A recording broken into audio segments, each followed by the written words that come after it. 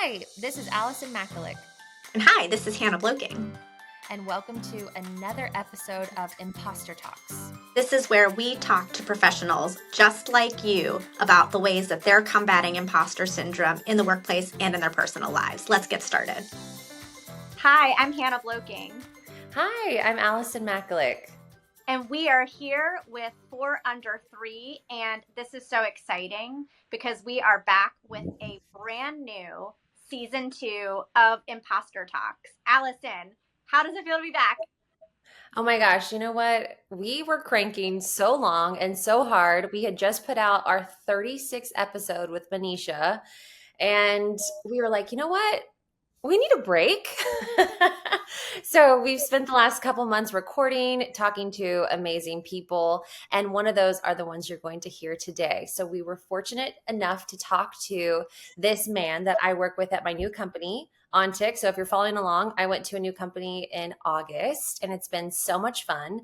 And I've got to work along beside him. And as we've gotten to know each other and talk, we realized that we both had this passion for imposter syndrome. And I said, Hannah, to kick off season 2, I think I have a fabulous, fabulous guest that I want to bring on. So, and without further ado, I'd like to introduce everyone to Mr. Trevor Bissell. Trevor, hi, welcome to Imposter Talks. Hello. Thanks for having me. I'm glad to chat with you. I like to talk, and I'd certainly like to talk about how I'm not good enough. Okay, yeah, but how you use it as your superpower, like we were Exactly. talking about. Yeah. Exactly. So, Yeah. Trevor, go ahead and introduce yourself, kind of talk about your journey, how you got to where you are today, and then we'll dive into the topic of the hour, Imposter Talks. Absolutely. My name is Trevor Bissell. I'm a director of sales here at Ontic. I've been in sales since I got out of college. So I've been selling things from cell phones in a kiosk at a mall. I then rose up the ranks and managed a couple of stores, and then I went into banking. I did that for a while. I sold houses for a little while. I've sold metadata management. I've sold oil and gas software, and I found myself here at Ontic where I started out as an individual contributor and eventually have managed a few teams here. So yeah, that's my professional journey. Oh, amazing. So you can sell me anything. Should I ask you to sell me a pen? Would that I've literally done that in so many interviews, it's not even funny, right? Okay, I won't Yeah. torture you. But I will ask you a real question. So we've been doing these talks for a couple of years now, and we talk to so many amazing people. One common thread is that a lot of the amazing people who are very accomplished and successful, like yourself, have had a lot of different career pivots. Just like you going from selling cell phones at a kiosk to managing a sales team at a software company. So maybe just to level set, when you think about the term imposter syndrome, it means something different to everybody. What does it mean to you? Good question. So when I think about imposter syndrome, I am equally very confident in myself, but then what happens is I get myself in a situation where then I have to put my money where my mouth is. And so then my self-talk starts to tell me, why are you here? Why did you get here? You're not good enough to be in this room. You shouldn't be having these same conversations. And so I am generally a victim of my own powers of persuasion. And then when I get the gig, I'm like, oh no, I'm not gonna be able to deliver the results that they want from me. And so when I think about imposter syndrome, it's mostly a lot of self-doubt and it's negative self-talk that I'm having to dispel. Okay, so did you know there was a term for how you were feeling that negative self-talk? Like, did you know? Because we've learned over time that some people didn't even know there was a name for how they were feeling. Or how did you kind of come into it? No, that's a great question. So I didn't know what it was until there was in 2018, I sought mentorship from the chief operating officer of a company that I was working at. I was sharing that I didn't feel equipped to talk to some of the geologists and petrophysicists that I was speaking with. And sometimes I felt like I shouldn't even be speaking to these individuals. And he told me a couple of things. He was like, first of all, he asked me a question. He said, when they wake up in the morning and they need to put their pants on, how do you think they do it? Is it different than you? And I was like, no. He's like, one leg at a time. So first of all, he just kind of equalized just human beings in general. But then he said, what you're feeling is, and he described imposter syndrome to me, what it meant, gave me some, I think it was a Harvard Business Review article on it. And he said, you are your own enemy here. I think you're the only one who doubts your capabilities. And he just educated me on what it was. So then I started to consume content about it and realize what it was. And I think once it had a name, it then gave me a path to try to use it to my advantage, right? So, yeah. Yeah, it sounds like a conversation I actually had with my husband last night. I actually recently moved into a completely new role, and I was telling him, I was like, I don't think that I can do this. I don't think that I know what I'm doing. And he was just like, nobody knows what they're doing. And so, and I've been told that in the past, and that is something that I tell myself that does help. But like, you can't help but get those imposter feelings when you're really challenged with something new. So maybe if you could talk to us a little bit about, you've had a lot of stories, I'm sure, throughout your career, but maybe tell us about something a little more recent, maybe that's happened to you where you've really felt that imposter syndrome, and then maybe talk a little bit about what you did in the moment to combat it. Yeah, actually. So there have been conversations I've been in recently at the company that are where I am the buck stops with me, and so there's nowhere else for those escalations to go.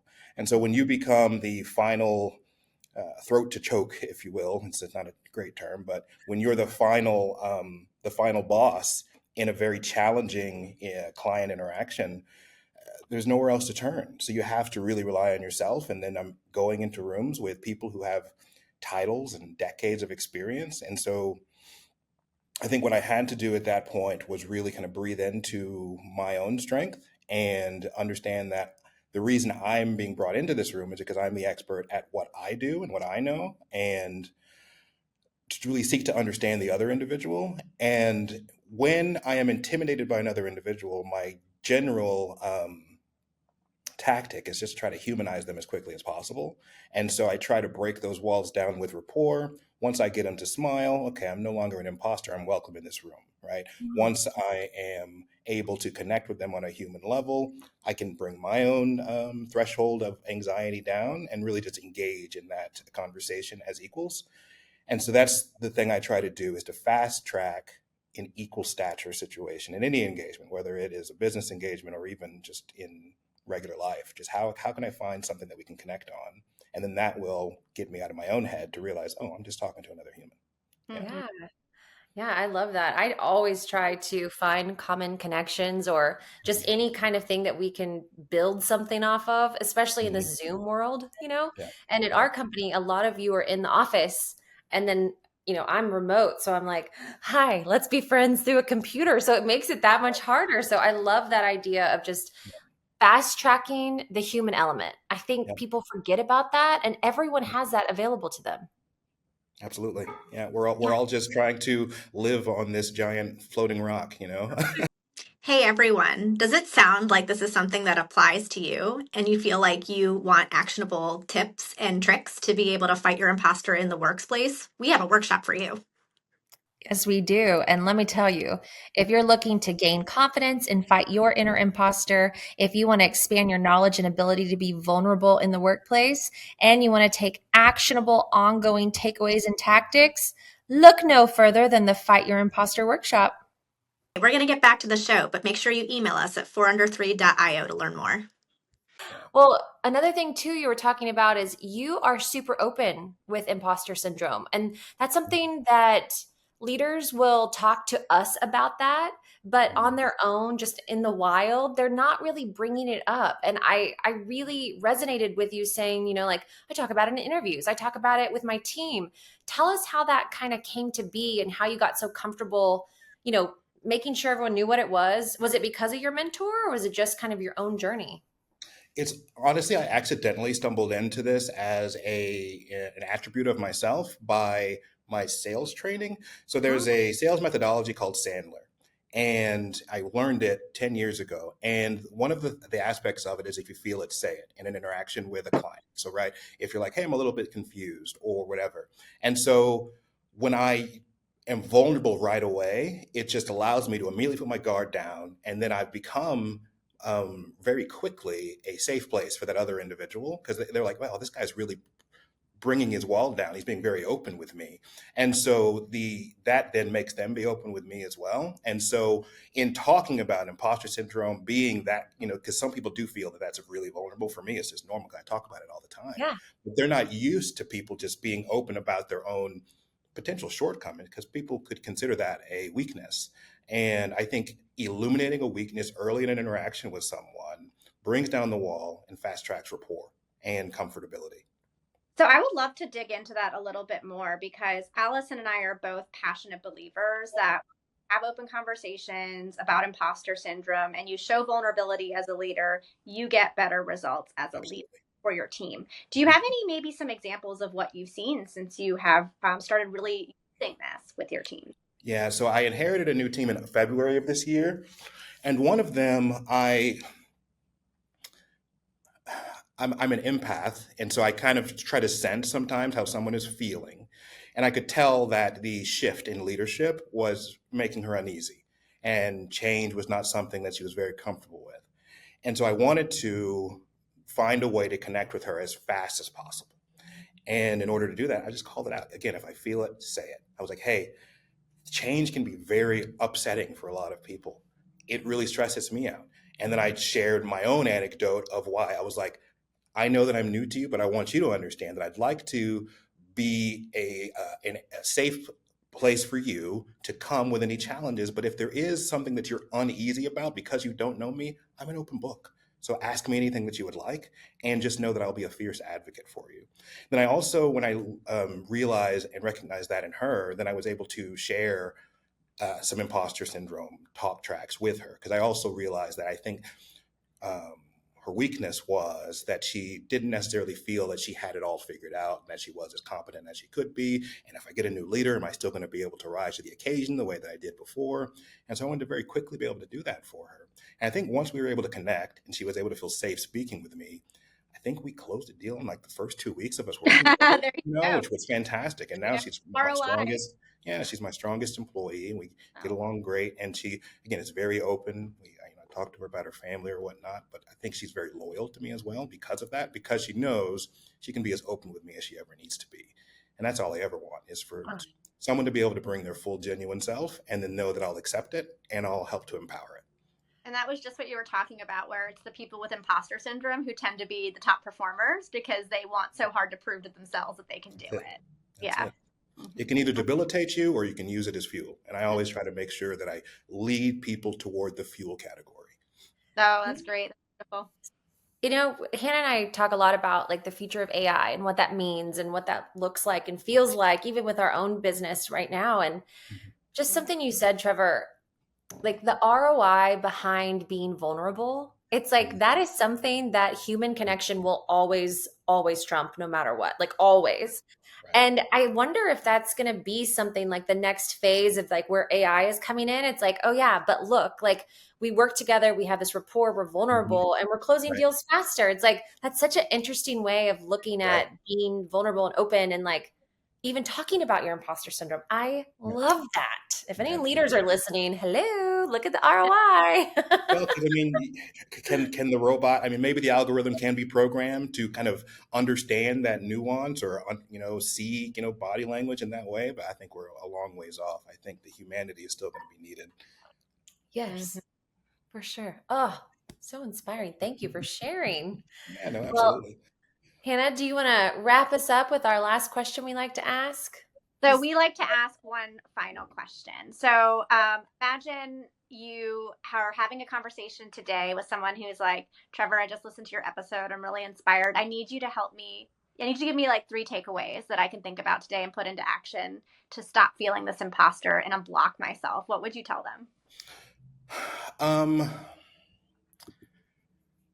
So I think the first thing I would say is I do a lot of visualization. And so I think